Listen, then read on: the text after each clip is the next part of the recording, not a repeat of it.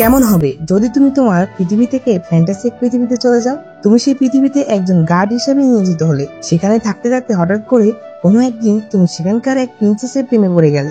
কিন্তু তুমি তাকে কিভাবে ভালোবাসবে? সে তো একজন রাজকুমারী আর তুমি সাধারণ একটি গার্ড। তো এমন একটি গল্প নিয়ে এই ড্রামাটি। আজ আমি তোমাদের যে ড্রামাটি দেখাতে চলেছি সেই ড্রামার নাম হলো গার্ডিয়ানস অব দ্য দাফেং। এটি একটি চাইনিজ ফ্যান্টাসি রোমান্টিক ড্রামা। ড্রামাটিতে মোট 40টি এপিসোড রয়েছে। আর হ্যাঁ, তোমরা জেনে খুশি হবে যে এই ড্রামার প্রধান মেল ক্যারেক্টার ডাইল্যান ওয়ান এবং প্রধান ফিমেল ক্যারেক্টার টিয়ানশি ইউ। আমি জানি তোমরা এই দুজনকে অনেক পছন্দ করো। তো চলো এখন আর দেরি না করে ড্রামাটির গল্প শুরু করে দিই।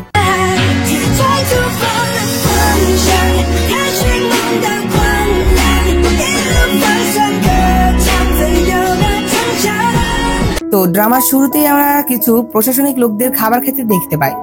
তখনই সেখানে এন্ট্রি হয় আমাদের প্রধান মেল ক্যারেক্টারের। সে এসে তার বসকে সম্মান জানায়। তো ছেলেটির নাম ছিল সুচিয়ান।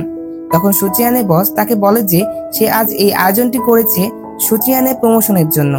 সে তাকে রিজন ম্যানেজার বানাবে, যাতে করে সে মিস্টার ঝুকে সাহায্য করতে পারে। তো তখন আমরা মিস্টার ঝুকে দেখতে পাই, তিনি দক্ষিণ অঞ্চলের রিজন ম্যানেজার ছিলেন। তখন সুচিয়ান তাকে সম্মান জানায়। এরপর তারা সবাই মিলে অনেক ড্রিঙ্কস করে। এরপর তারা সবাই মিলে একটি জায়গায় আসে যেখানে মার্ডার মিস্ট্রি গেমের হোস্ট ছিল। তিনি বলেন যে সবাইকে দাফাং দুনিয়ায় স্বাগতম। আর হ্যাঁ, আমি তো তোমাদের বলতে ভুলেই গেছি যে নায়ক কি করে। নায়ক অর্থাৎ সুচিয়ান একজন ডিটেকটিভ। তো এরপর তারা সবাই গার্ডিয়ানস অব দ্য দাফাং গেম শুরু করে। তখন হোস্ট বলতে থাকে যে এই দুনিয়া অনেক একাডেমি আছে, অনেক সেক্ট আছে, হেভেনলি রিলিম ও ডেমন কিংডম আছে। তুমি এই নোংরা পৃথিবী পছন্দ করো না এবং নিয়ম ও সীমানা বুঝতে পারো না। ইমমর্টালরা মর্তের ইচ্ছা কাল্টিভেট করে। তুমি জানো তুমি কোথা থেকে এসেছো, বাট তুমি এটা জানো না যে কোথায় যেতে হবে। তুমি কি ইয়াংলিন নাকি সুচিয়ান? তো এই কথাগুলো আসলে সেই হোস্ট বলছিল। এই কথাগুলো বলার পরপরই সুচিয়ান দাফাং ওয়ার্ল্ডে চলে যায়। এখানে সে হঠাৎ করেই আধুনিক যুগ থেকে প্রাচীন যুগে চলে যায়, যে যুগের নাম বলা হচ্ছিল দ্য ওয়ার্ল্ড অফ দাফাং। তো তখন আমরা সুচিয়ানকে দেখতে পাই, যে কিনা একটি জেলখানায় বন্দী ছিল। আসলে সে প্রাচীন যুগে চলে এসেছিল, তবে সে কিভাবে এখানে চলে আসে এটা আমাদের জানানো হয় না। এই দুনিয়ায় সে একজন কনস্টেবল ছিল। তো তখন সুচিয়ান তার চারপাশে দেখতে থাকে আর মনে মনে বলতে থাকে যে আমি কোথায়? আমি কি মাতাল হয়ে আসি নাকি? এই গেমটি তো দেখছি অনেক রিয়েল। তো এই কথা বলার পর সে যখন জানালা দিয়ে বাইরে দেখতে যায়, তখন সে বুঝতে পারে যে সে প্রাচীন যুগে অর্থাৎ দাফাং এর দুনিয়ায় চলে এসেছে। এটি দাফাং এর ক্যাপিটাল ছিল। তো সুচিয়ান যখন বুঝতে পারে এই বিষয়টি, তখন সে সেখানকার থাকা একটি গার্ডকে বোঝাতে থাকে যে সে তো লিংয়ান, সে সুচিয়ান না, যে কিনা চোর।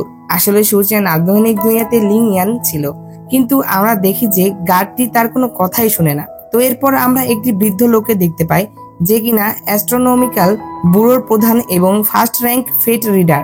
তো তিনি এই অ্যাস্ট্রোনমিক্যাল ব্যুরোর হেড ছিলেন। তো এরপর আমরা আবারও সুচিয়ানকে দেখতে পাই। সে যখন জেলে ছিল তখন সেখানে একজন ছেলে আসে। তো এই ছেলেটির নাম ছিল সু শিয়াননিয়ান। আমরা তাকে সু বলে ডাকবো। তো সু ফ্যামিলির সেকেন্ড ইয়ং মাস্টার ছিল। তাকে দেখে তো সুচিয়ান কিছু বুঝতে পারে না, সে তাকে চিনতে পারে না। আসলে এই যুগে সু তার চাচাতো ভাই ছিল। তখন সে সুচিয়ানকে ভয় পেতে মানা করে। তখন সুচিয়ানের কিছু ফ্ল্যাশব্যাক মনে পড়ে, আর ফ্ল্যাশব্যাক মনে পড়ার পরে সে বুঝতে পারে যে এইটাই সু। তখন সুচিয়ান সু এর কাছ থেকে জেনে নেয় যে সে কি অপরাধ করেছে, অর্থাৎ সে তাকে জিজ্ঞাসা করে যে সে কি অপরাধ করেছে। তখন সু বলে যে সে তো কোনো অপরাধ করেনি, বরং এটা তার বাবা করেছে। সু বলে যে 3 দিন আগে আমার বাবা tax silver ministry of revenue এ পৌঁছে দিতে যাচ্ছিলেন, কিন্তু তখনই একটি দুর্ঘটনা ঘটে যায়। হঠাৎ করে 1,50,000 লিয়ান টাক্স সিলভার পানিতে পড়ে যায়, আর সেগুলো বোমের মতো ফেটে যায়। আর এটি ডেমনরা করেছিল। তো এই ঘটনায় মহামান্য রেগে গেলেন এবং আমার বাবাকে 5 দিনের মধ্যে মৃত্যুদণ্ডে শাস্তি দেন এবং পরিবারের 3 জনকে মরতে হবে। তো তখন এগুলো শোনার পরে সে তার ভাইকে বলে যে কেস ফাইল এনে দিতে। তখন তার ভাই তাকে কেস ফাইল এনে দিয়ে সেখান থেকে বিদায় নিয়ে চলে যায়। তো এরপরে সুচিয়ান সেই কেস ফাইল পড়তে থাকে, আর সেখানে লেখা ছিল যে এই সকল কাজ ডেমনরা করেছে। আমরা তো জানি যে সুচিয়ান আধুনিক যুগের ডিটেকটিভ ছিল, তো সে সেই জ্ঞানটি কাজে লাগায়। তো সে তার জ্ঞানকে কাজে লাগিয়ে কেসটি সলভ করে ফেলে। এরপর তাকে তাদের সুপিরিয়রের কাছে আনা হয়। তখন আমরা সেখানে ইয়ানকে দেখতে পাই, যে কিনা 4th র্যাঙ্ক ফাইটার ছিল। আমি তোমাদের এখানে একটি বিষয় ক্লিয়ার করে দিই, এখানে যার র্যাঙ্ক যত কম সে তত পাওয়ারফুল। তো সেখানে একটি মেয়েকেও দেখতে পাই আমরা, যে কিনা অ্যাস্ট্রোনমিক্যাল ব্যুরোর হেডের শিষ্য ছিল। তখন সুচিয়ান তাদের কাছে এটা এক্সপ্লেন করতে থাকে যে এই ডার্ক সিলভার নকল ছিল, আর এই সিলভার গুলো সোডিয়ামের তৈরি ছিল। কিন্তু সুপিরিয়র তো এটা বুঝতে পারে না, কারণ সে তো প্রাচীন যুগের ছিল। তখন সে সুচিয়ানকে সোডিয়াম দিতে বলে। তখন সুচিয়ান তাদের সোডিয়ামের একটি পলক তৈরি করে দেখায় এবং সেটি পানিতে রেখে দেয়। তখন সেটি তাৎক্ষণিক ফেটে যায়। আর তখন সুচিয়ান তাদের বলে যে এই কারণে সেই সিলভার গুলো পানিতে ফেটে গিয়েছিল। তো এটি দেখে সুপিরিয়র সুচিয়ান ও তার পরিবারকে ছেড়ে দেয়। তো এরপর আমরা সুচিয়ানের আঙ্কেলকে দেখতে পাই, যে কিনা 7th র্যাঙ্ক ইম্পেরিয়াল গার্ড ছিল। আমি তো তোমাদের বলতে ভুলে গেছি যে সুচিয়ান তো তার আঙ্কেলদের সাথে থাকতো। তো এরপরে সে তার আঙ্কেল, আন্টি ও তার 2 বোনের সাথে দেখা করে। তার বড় বোনের নাম হলো লিং এবং তার ছোট বোনের নাম ইন। তো তার পরিবারে অর্থাৎ তার আঙ্কেলের সংসারে শুধু তার আন্টি বাদে সবাই তাকে ভালোবাসতো। আর তাদের পরিবারের সবার বস ছিল তাদের আন্টি, অর্থাৎ পরিবারটি পুরোটা চালাতেই তাদের আন্টি। আন্টির কথাই সর্বোচ্চ ছিল। তো এরপর তারা বাড়িতে চলে আসে। বাড়িতে এসে দেখে যে সুচিয়ানের ভাই আত্মহত্যা করছে, কারণ সু তো জানতো যে তার পুরো পরিবারকে হত্যা করা হচ্ছে, অর্থাৎ তার পুরো পরিবারকে তো মৃত্যুদণ্ডের শাস্তি দেওয়া হয়েছে। তাই সে একা বেঁচে থেকে কি করবে? তো তখন তারা সবাই মিলে সুকে বাঁচাতে যায়। তো এরপর তারা সুচিয়ানের ভাইকে বাঁচিয়ে ফেলে। এর পরের দৃশ্যে আমরা দেখতে পাই যে সুচিয়ানের আঙ্কেল আন্টি সুচিয়ানের ভাইয়ের জন্য অর্থাৎ সুয়ের জন্য ডক্টর নিয়ে এসেছিল। কিন্তু তারা যখন ডক্টরকে নিয়ে আসে তখন তারা সুকে দেখতে পায় যে সে তো একদম সুস্থ ছিল।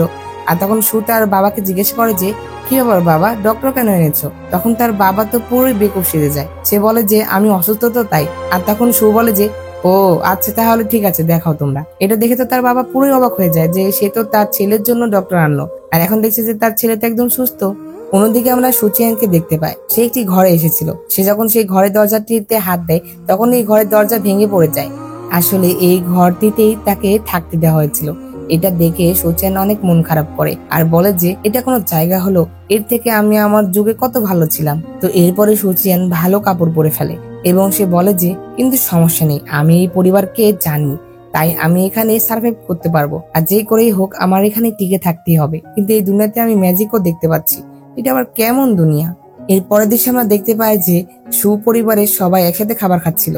তখন সেখানে সুচিয়ান আসে। সুচিয়ান এসে দেখে যে তারা সবাই খাবার খাচ্ছিল কিন্তু তার জন্য কোনো জায়গা ছিল না। তখন সে বলে যে আমার বসার জায়গা কই? তো তখন সুচিয়ান একটি টুল নেয় আর তার ভাইয়ের সাথে এসে বসে পড়ে। আর সে তার ভাইকে বলে যে তুমি না অসুস্থ, যাও তুমি রেস্ট নাও। এই কথা বলে সে তার থেকে তার চপস্টিকটি নিয়ে নেয় আর সে খাবার খাওয়া শুরু করে দেয়। এটি দেখে তো সুচিয়ানের আন্টি অনেক রেগে যায়, কারণ সে তাকে পছন্দ করতো না। খাবার শেষে তারা সবাই মিলে উঠানে বসে থাকে, তারা একসাথে গল্প করতে থাকে। তখন সুচিয়ানের আঙ্কেল বলে যে আমরা সবাই মিলে তো ট্রাভেল করতে পারি, তাহলে অনেক মজা হবে। তখন সুচিয়ানের আন্টি বলে যে তুমি কি পাগল নাকি, তুমি কি আমাদের পরিবারকে ধ্বংস করতে চাও? অর্থাৎ সুচিয়ানের আন্টি অনেক কৃপণ ছিল, সে কোনো টাকা পয়সা খরচ করতে রাজি নয়। তখন সেখানে সুচিয়ানের ছোট্ট বোন বলে যে দেখো আকাশে কত সুন্দর তারা। তো তখন তারা সবাই তারা দেখতে থাকে। আর এখানেই এই পার্টটি শেষ হয়ে যায়। তো বন্ধুরা, ড্রামাটি তোমাদের কাছে কেমন লেগেছে অবশ্যই কমেন্ট করে জানিয়ে দিও। আর ভিডিওটি ভালো লেগে থাকলে অবশ্যই একটি লাইক করে দাও। আর আমার চ্যানেলে নতুন হয়ে থাকলে চ্যানেলটি সাবস্ক্রাইব করে পাশে থাকা বেল বাটনে অল ক্লিক করে দাও, যাতে পরবর্তী ভিডিও নোটিফিকেশন সবার আগে তোমার কাছে পৌঁছে যায়। তো দেখা হচ্ছে পরবর্তী এক্সপ্লেনে। সে পর্যন্ত আল্লাহ তাআলা তোমাদের ভালো রাখুক, সুস্থ রাখুক এই কামনা করে আজকের ভিডিও এখানে শেষ করছি। আল্লাহ হাফেজ।